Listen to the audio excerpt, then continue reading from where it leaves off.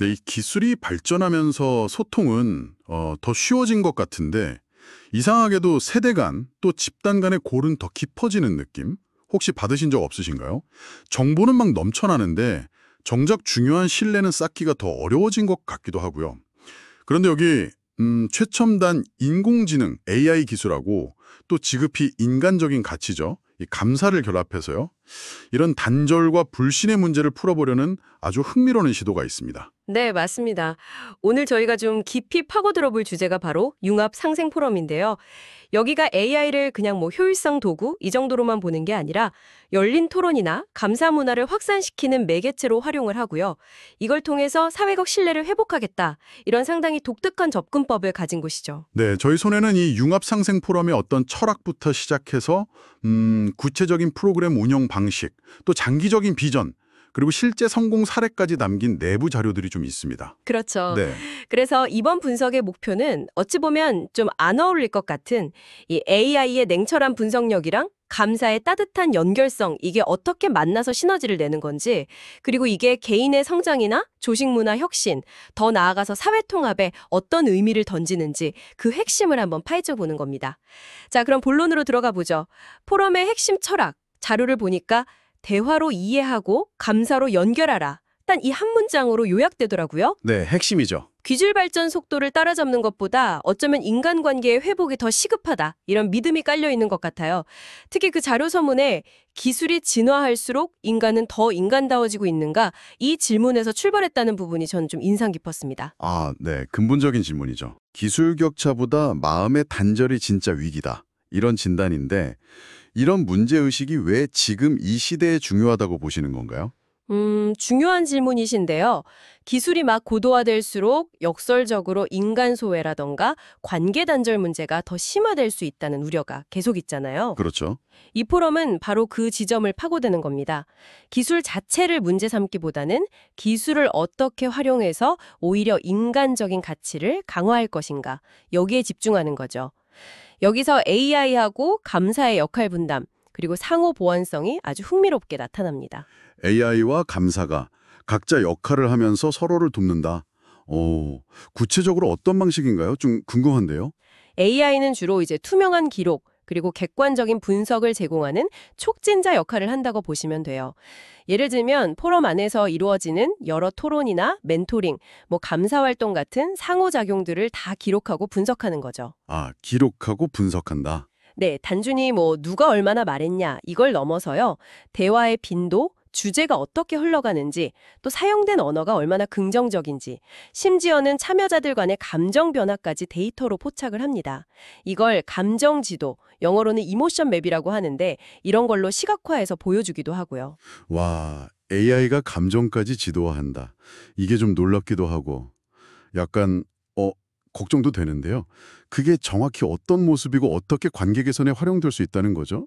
그냥 감시처럼 느껴질 위험은 없을까요? 네, 좋은 지적이십니다. 그 감정 지도라는 게 뭐 누가 어떤 감정을 느꼈는지 일일이 감시하겠다 이런 의도는 전혀 아니고요. 오히려 대화 전체의 분위기라던가 뭐 특정 발언이 다른 참여자한테 어떤 영향을 미쳤는지 이런 걸 좀 객관적으로 보여주는 거예요. 그래서 참여자들이 스스로 자기 소통 방식을 좀 돌아보게끔 돕는 그런 도구에 가깝습니다. 아, 스스로 돌아보게끔. 네, 예를 들어서 특정 주제에서 논의가 너무 과열된다거나 아니면 반대로 특정 사람 의견이 계속 묵살되는 패턴이 보이면 AI가 이걸 감시해서 뭐 중재 신호를 줄 수도 있는 거고요. 그러니까 기술을 통해서 소통의 온도를 재고 더 건강한 상호작용을 유도하는 거죠. 이런 투명한 데이터가 있으니까 감사의 역할이 더 중요해지는 겁니다. 아하, AI가 약간 객관적인 거울 역할을 해주는 거군요. 그럼 그 거울을 보고 실제 관계를 바꾸는 힘은 어디서 나올까요? 그게 바로 감사의 역할이다. 이 말씀이신가요? 정확합니다. 네. 감사는 그냥 단순한 뭐 예의, 미덕 이걸 넘어서요. 관계를 회복하고 감성적인 신뢰를 구축하는 핵심적인 사회적 에너지이자 문화적 토대로 작용하는 거죠. AI가 제공하는 데이터가 아무리 객관적이라도 그걸 해석하고 받아들여서 행동으로 옮기는 건 결국 사람이잖아요. 그렇죠. 사람이죠. 감사는 그 과정에서 마음의 문을 열게 하고 긍정적인 관계 변화를 이끌어내는 아까 말씀하신 윤활유 같은 역할을 하는 겁니다. 실제로 포럼의 많은 공식 모임은 꼭 감사의 선언으로 시작하고요. 서로에게 감사한 점을 나누는 감사 릴레이나 감사를 아예 경영 시스템에 통합하는 감사 경영 모델 같은 활동들을 통해서 감사 문화를 적극적으로 확산시키려고 해요. 그러니까 AI가 투명한 데이터를 제공하면 감사는 그 데이터를 바탕으로 실제 관계를 변화시키는 따뜻한 동력이 되는 셈입니다. 야, AI의 분석력과 감사의 연결성이라 이 두 가지가 결합된 철학이 실제 프로그램에서는 그럼 어떻게 구현되는지 더 궁금해지는데요. 자료에 소개된 여러 활동 모델 중에 특히 인상 깊었던 두 가지를 한번 집중적으로 살펴보죠. 첫 번째가 시니어 주니어 상생 멘토링 아카데미 이거였어요. 이름만 들어도 딱 세대 간의 벽을 허물려는구나 싶던데요. 네, 맞아요. 이 프로그램이 AI와 감사의 결합을 아주 구체적으로 잘 보여주는 사례입니다. AI 토크업이라는 시스템을 활용하는데요. 이 AI가 멘토랑 멘티 간의 대화를 기록하고 분석해서 단순히 경력이나 기술 매칭 이걸 넘어서요. 공통 관심사라든지 핵심 가치 키워드 같은 걸 추출해냅니다. 이걸 통해서 정서적으로 더 깊은 유대감을 형성할 수 있는 멘토-멘티 매칭을 지원하는 거죠. 그러니까 성향이나 가치관까지 고려해서 약간 정서적 궁합을 봐주는 거네요. 그렇죠. 일종의 그런 거죠. 근데 단순히 매칭뿐만 아니라 대화 과정 자체도 분석한다고요.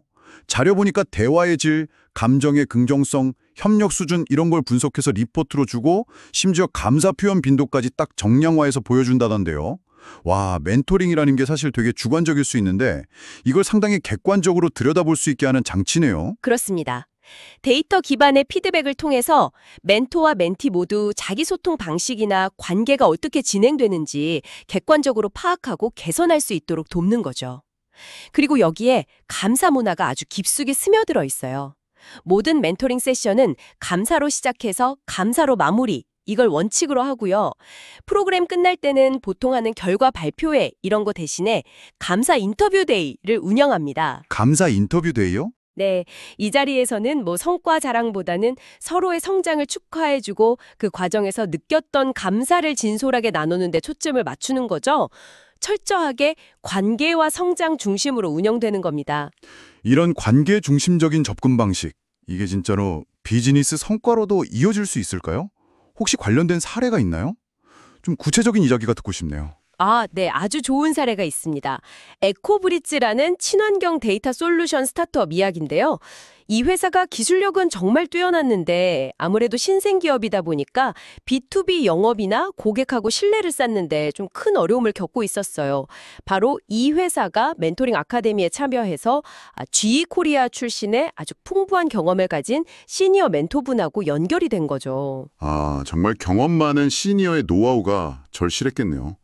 그럼 AI는 여기서 어떤 역할을 했나요? AI는 일단 멘토-멘티 간 대화 분석을 통해서 효과적인 코칭 포인트를 찾아주는 것 외에도요. 잠재 고객하고 미팅할 때 고객 반응을 분석하는 데도 활용이 됐어요. 어떤 설명에 고객이 좀 긍정적인 반응을 보이고 어떨 때 주저하는지 이런 걸 데이터로 보여준 거죠. 그럼 멘토는 이걸 바탕으로 자신의 경험을 녹여서 실질적인 영업 전략이나 커뮤니케이션 코칭을 제공했고요. 와, 기술 분석이랑 인간의 경험이 딱 결합된 코칭이었네요. 네. 그런데 결정적인 변화는 에코브릿지 팀 스스로가 이 신뢰의 중요성을 정말 깊이 깨닫고 조직 문화 자체를 바꾸기 시작했다는 점이에요.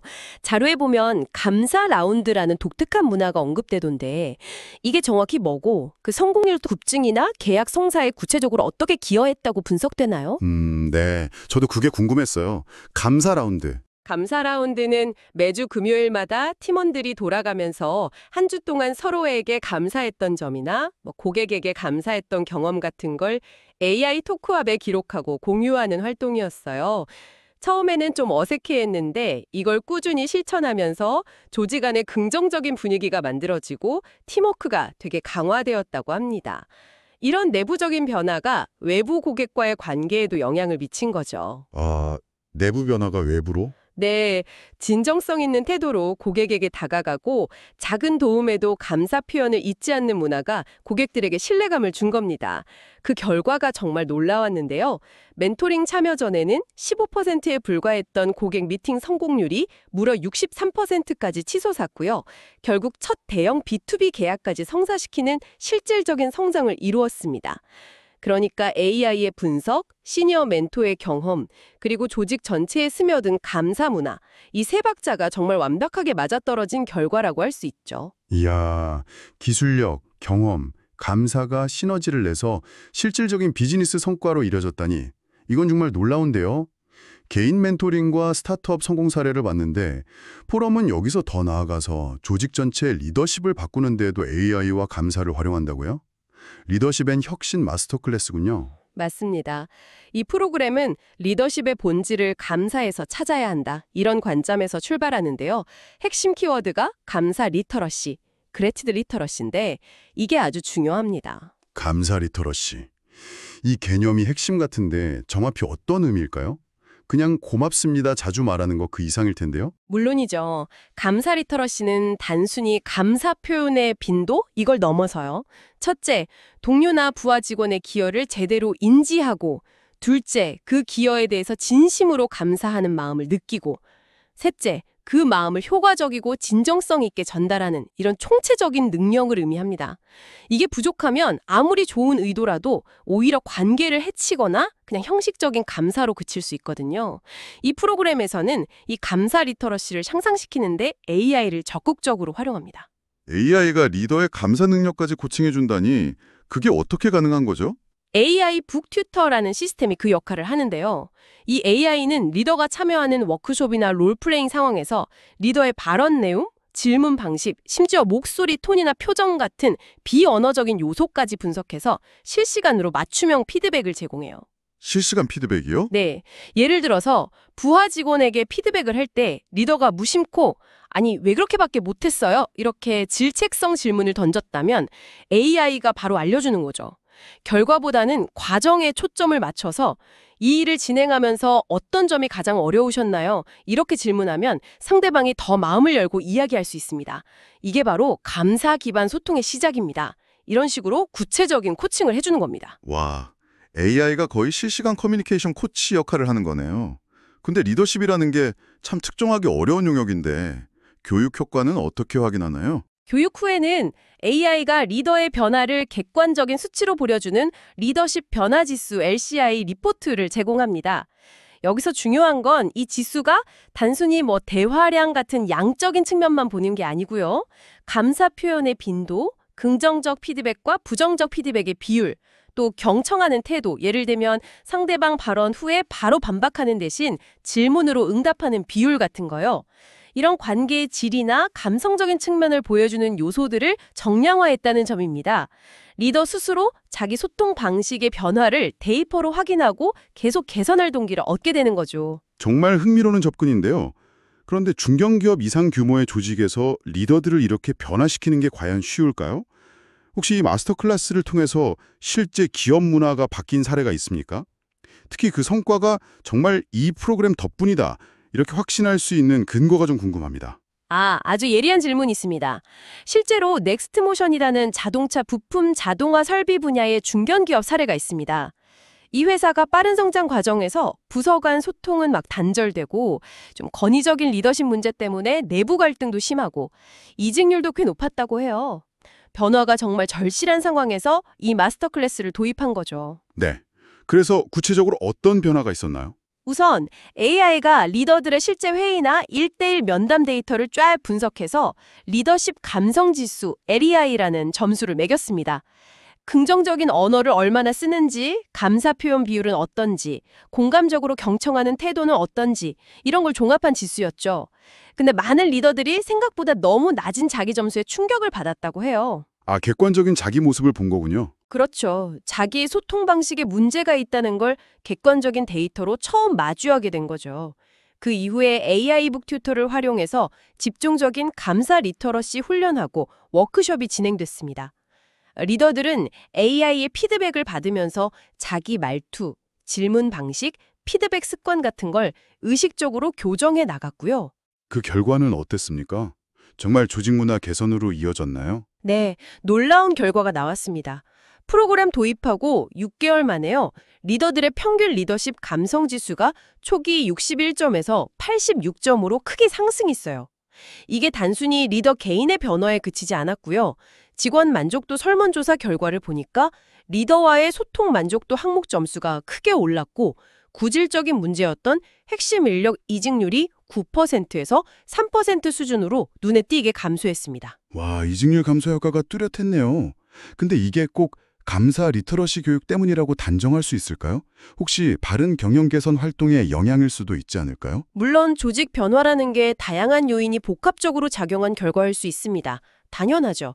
하지만 여기서 정말 주목할 점은 AI 분석을 통해서 감사 표현 빈도와 팀 생산성 사이에 직접적인 상관관계를 발견했다는 거예요. 아, 상관관계를요? 네, 분석 결과를 보니까 평소 팀원들에게 감사 메시지를 자주 전달하는 리더가 이끄는 팀의 프로젝트 완수율이나 목표 달성률이 그렇지 않은 리더의 팀보다 평균 1.8배 높다는 데이터가 나왔습니다.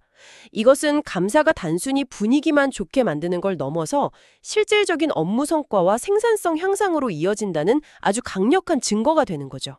AI가 감사의 경영적 가치를 객관적으로 증명해낸 셈입니다. 와, 감사가 실제 생산성을 1.8배 높인다. 이 AI 분석 결과는 정말 강력한 메시지인데요.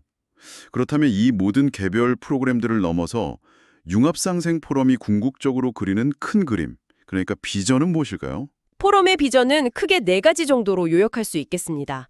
첫째는 AI 같은 첨단 기술을 잘 활용해서 열린 토론과 감사 문화를 우리 사회의 새로운 핵심 가치로 만들겠다. 이런 거고요.